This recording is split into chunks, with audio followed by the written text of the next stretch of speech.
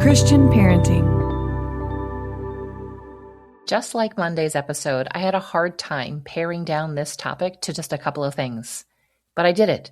And it's actually a shorter list than it was on Monday. And I feel like Monday's episode kind of complements this. And if you put them all together, I feel like there'll be some good insight for you. I guess maybe when I was coming up with these topics, I was just feeling introspective and just looking back and having conversations with my two graduates and looking at the final one that's going to graduate and say, okay, how did we spend our time well? And then also on the flip side, what did we do that really wasn't as necessary? Maybe I'll come with an episode. Would you want to hear something about that? The things that we did that I'm like, why did we do that? But today I want to talk to you about some top things that I believe, this is my opinion. You can take or leave it. You might have another opinion. You might not agree with these. I don't think that they're too controversial. Let's see, maybe one of them might be like a little bit like, people might be like, I don't know about that one.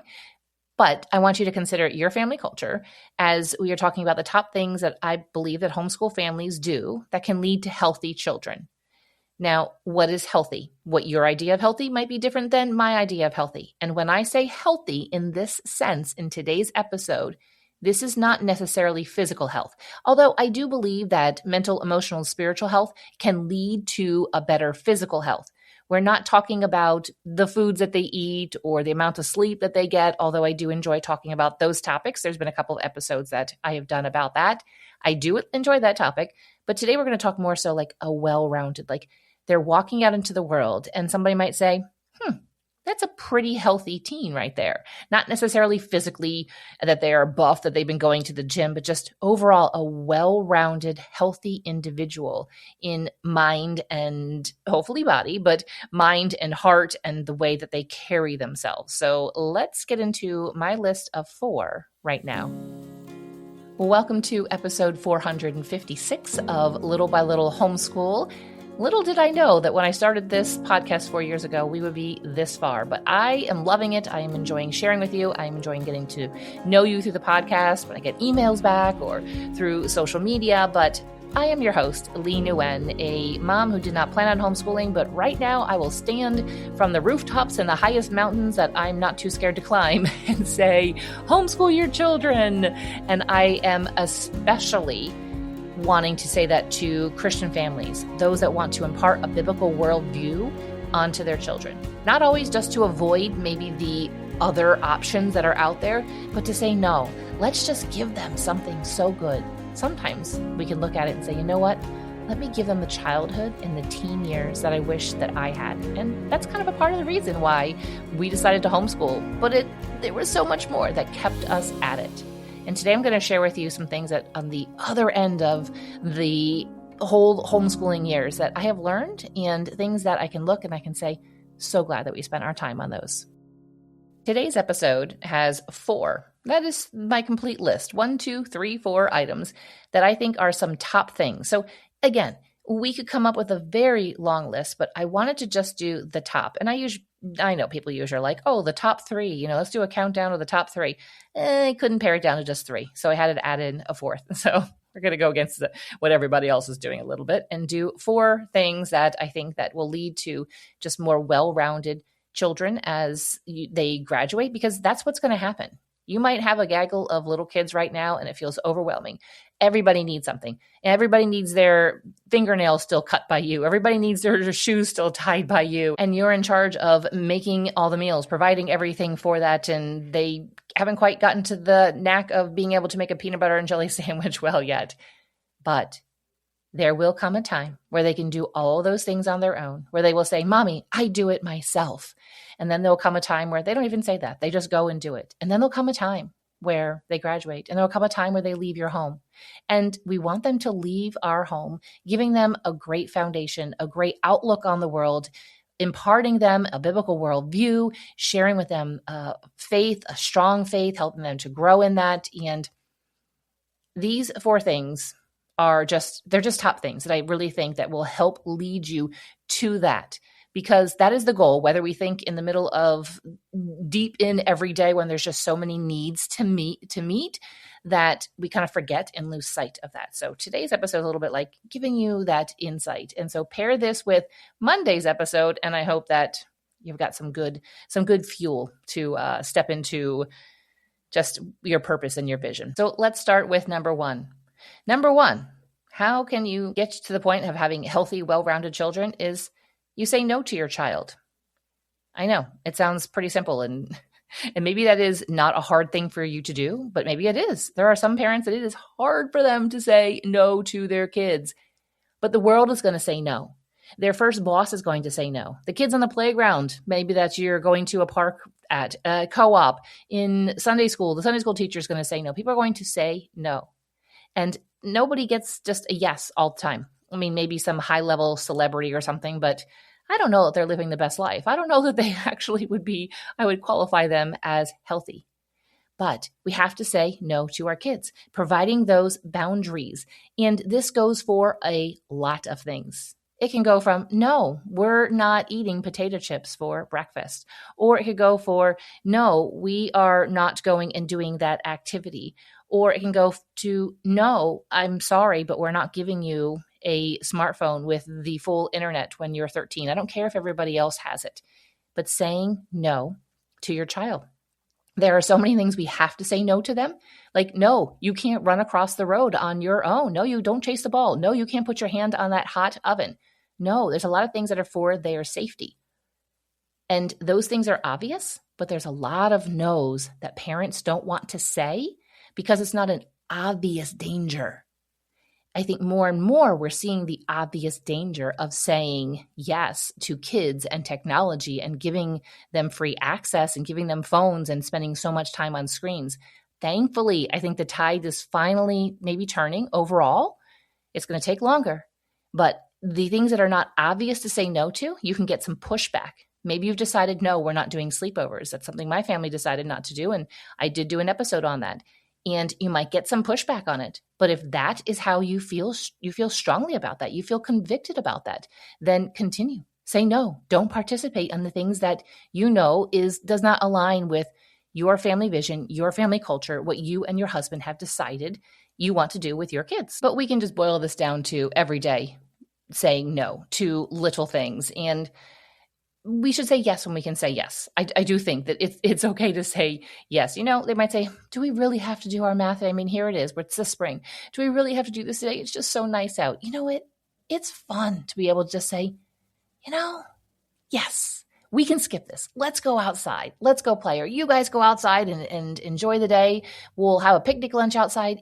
That is fine. But there's a lot of things that if we aren't saying no and our kids don't know how to receive no and don't know how to deal with no, they're going to have a lot of trouble out in the world when people are saying no to them, and they're going to get fired from jobs. I mean, just put it plain and simple. If they don't know how to respect the answer no and how to respect and live within the boundaries. Number two, this one I've always heard it. And I'm like, okay, yeah, of course. Of course, that's what we do. This is what I grew up doing. So of course, that's what we do. But the more that I get to know, let's just say secular families, but also just, I don't mean to throw them under the bus, but families, I mean, there could be Christian homeschool families who keep themselves so busy that they don't have the option and they don't leave the option and they don't make this a priority. But there's a lot of Christian public school families who don't make this a priority either. But I want you to make it a priority because I really do believe that it leads to healthy children. And if you have young kids, this is going to I remember it feeling silly. I was like, I spend most of my time disciplining and guiding them. This isn't really, I don't see this growing our relationships. But this is it. Number two, things that you need to make a priority here is family dinners. Make it that a priority. Make that something that you do. Maybe it isn't always 7 days a week. Maybe right now, you guys, maybe your one sport is baseball. And so 2 or 3 nights a week, or maybe 4, you're doing that. But maybe you eat dinner a little bit earlier. And so you have time together as a family. But the other nights, maybe it's just like, okay, it's for 2 months during the year. And we get to spend those other 4 nights at home with dinner at a normal time. That is absolutely fine. I'm not trying to be legalistic here. I don't think that we need to be legalistic about it. But I just remember hearing over and over again how important it was to have family dinners. And I was like, yeah. But we did it. And you know what is one of my favorite times of the day? Is family dinners. I have all three of my kids living at home, and there are at least a couple nights a week that we are all home. And we will have some amazing discussions. Again, when they were little, I was like, please, just one more bite, or please, just try the chicken. Please, you have to eat 2 bites of green beans. Things like stop giving your sister that look, or stop kicking your brother under the table, or I just remember all the different table arrangements we had of who sat where. It was just easier just to move seats and say, okay, you now are sitting on this end of the table and you are at the opposite end of the table. But it just kind of felt like it wasn't producing anything, but it produces a habit. And that habit over years and years will then produce teens that feel comfortable, and they actually thrive when you have that set, that is something that you do. They know they can count on it. It's not just the food, it's the time, it's the looking, it's at the family, it's sharing, it is the talking, it's the laughter, it's the jokes, it's having serious conversations. But I would tack on to making the family dinners a priority, I would say, along with other family activities too. And if your kids are all young and therefore they are all home, they don't have driver's licenses, they can't just get up and leave as they want to, make this a priority. Make it something that is just, it's what you do. And so therefore, as they get older and they have the opportunity to go out, they actually are like, you know what? I think I'd rather, instead of running around with, I don't know, those friends or going and doing that, it's actually family game night or family movie night. I'd rather be at home with my family and doing that than whatever silly thing that somebody else is coming up with. But putting boundaries and saying that this is what we are doing, and do it when they're younger. And as they get older, there can maybe be, okay, well, you are expected to be here for this event or this activity. And then it just kind of grows into something that they want to be a part of as well. So make family dinners a priority, even if it feels like it's not getting anywhere because your kids are young, it will go somewhere, I promise. Now, building upon that is number 3. And this is the one that some people can take some issue with, but I feel strongly about it, and therefore I'm going to share it with you. And that is that sibling relationships are more important than friendships. However, those sibling relationships should become friendships. This one is just, it goes against the culture. When we look at school, I'm going to assume you went to public school like I did. I hated school. I did not like to go. I did not feel like I was being educated, and I didn't want to learn the things. But do you know why I didn't mind going? Because my friends were there. That was just such the focus, because you spend so much time with these people, they kind of become your family. You end up probably spending more time, as far as hours in a day, awake with your friends when you are in public school or private school than you do with your family. And our culture as a whole puts such a priority. Think about all of the movies and the books, how, like, the ones that are just current and popular. What do they have to focus on? Friends, on the kids' friendship. So think about like teen movies and stuff. I'm not recommending any to watch or anything, but they focus on friendships. And books too. The popular books that you'll find in the teen sections or the young adult sections have to do with friends. How many books do you see that are focused on families? I think it's a purposeful thing. And as a homeschool family, you've already decided to push against the system and to homeschool your kids, to educate them at home. So why not in this way as well? This does not mean that your homeschoolers shouldn't have any friends. My kids have kind of gone up and down with the amount of friends, the amount of time with friends. But when it came down to it, your siblings were more important.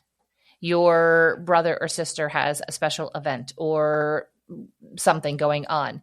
Well, and then your friend also has maybe a birthday party. You're going to your siblings' special event. Now, maybe this is a basketball game that occurs, 3 nights a week, and it's not a big deal, but maybe it's a championship, or maybe it is their piano recital. We are supporting our relationships with them among siblings over friendships. And this can go back to number 1. Sometimes you're going to have to say no. But if you set that precedent when they are younger, that their siblings are their friends, and these are important, the most important relationships, then it's not as hard when they are tweens and teens and the world is pushing them to be close friends with others over their siblings. And so my kids have had friends over the years with homeschooling, and it's been, as I look back now, I'm like, why was it never such a big issue of, I want to, I need to talk to my friend. I need this. It just was never a big issue, because we found ourselves really aligned and closest to other families who made this a priority as well within their family. So we would get together and have a great time with these families, our kids maybe just with each other doing things. But it wasn't an everyday occurrence. It wasn't an every week occurrence. Sometimes it might have been weeks or months before we'd see those families again because they were focused on their family culture, their vision, their goals for their families, and they respected the boundaries we had. We respected the boundaries that they have. And I think it's just worked out really well. I think God has really blessed us with that. But I know that this can be an issue. And if you are at a point where friendships are more important than siblings, and you're going to have to pull back and maybe have to go back to that number one and say no, and you're going to have to recalibrate and readjust that. I would just say to my kids, these friendships are going to come and go, and a lot of them do, but your siblings are not. Someday, mom and dad are going to be old. And these are the people that you're going to be making decisions about your parents. These are the people, we've had some things over the years. And I was like, this is the person right here next to you, your brother and your sister or your brothers or whatever combination it is. They're the ones that when you are down in the pits or you go broke or mom and dad are sick and all this is who you're going to turn to. And this is who's going to show up for you. And they're like 7. They're like, okay. But I just felt so passionate about it. And let me just say that overall, it helps to have them view friendships and relationships in a way that isn't as needy and as dependent. Okay, here we go. Number 4. We're going to have to fly through this one quick. Number 4 is, I'm going to say in air quotes, the word sacrifice. So healthy children is because as parents, we, in air quotes, sacrifice our wants for what our children need. Now, I think that word sacrifice, and I know I've used it before, and I feel like I should define it. It feels like a sacrifice compared to our culture. When maybe all your friends from church even are putting their kids on the bus and they go off for the day, and your friend maybe works part-time or just is a stay-at-home mom or whatever, or does work full-time, whatever it is, it can feel like to you, you're sacrificing that time to go do what you want because you're homeschooling. But that is not how it has always been. Compulsory schooling is something that is fairly new. I mean, it's all that we know. It's all that our parents know. It's probably all that our grandparents know. And therefore, it feels like it's fairly new. But in the grand scheme of things, it is new. And so it can look like, or we can say things, and I know I've said this too, sacrifice, but it's only in comparison to our culture, all the things, all the privileges. And I even look back, I say to my kids, like, I went to the movies as a child maybe twice, and that wasn't even with my parents. That was with an aunt and uncle who took me, and because they had more money and less kids. So it can feel like a sacrifice in those terms, but it really isn't. But so what I'm saying is, giving up some of the things that we want for what our child needs. Yeah, I would love to maybe have 4, 5, 6, 7, 8 hours free a day to live my life as I would want to live, and my kids can go off to school. But it's saying, no, what do they need? It would actually be really good for them to be home. Maybe you have a child that would be considered behind, and because it's just too hard for them in an entire group of 20, 30 students to be able to keep up. But when you work one-on-one with them, you start to say, wow, this is a smart cookie I've got here. This child is actually quite brilliant when I am able to give them the resources and the time and the effort and the energy that they need one-on-one to be able to learn. And so from our culture's perspective, we use the word sacrifice, but it isn't really a sacrifice. But I think that even for myself, becoming a mother, I didn't really quite realize all of the ways that I would have to die to myself, all the things that I would have to give up because I just lived such a cushy life and be able to do the things that I wanted to do when I wanted to do it. It hasn't always been like that. There hasn't always been those options. And so our kids really do benefit when we say, you know what, I'd love to be able to, this is an example, go out every single day. I'm an extrovert. And you start to look at your kids and you just say, that's just too much. It's too much. They just need to be home, and they need that rhythm. They just need the comfort and the boundaries and the safety of home more than they need for us to go to join a co-op or multiple co-ops or to do activities and go to the playground and all these things. That's what they need right now. So that's what I mean by sacrificing the things that maybe we want to do or the way we want to live for what our children need. And it doesn't always feel pleasant at the time. It doesn't always feel easy at the time, but I pray and hope that the more that maybe you, in air quotes, sacrifice, the more that you do what they need over what you want to do, the easier that those decisions and those things come. So I hope that this list has kind of helped give you some direction. Maybe in your heart, you're kind of questioning and thinking about some things, and it's kind of prompted you, and maybe even in a way that's just kind of like, oof, I feel a little convicted. I hope maybe in a good way that produces some really good fruit in your life. Thanks for sticking around to the end of this episode. There is more to come, more episodes. There's a conference coming up in the fall, all the things. I hope you know by now you can get all the details for everything, courses and mentorship and conference and all those things at littlebylittlehomeschool.com. So go ahead and check that out, see what maybe kind of fits and aligns. As always, I am blessed that you are here and that you have listened through to this episode.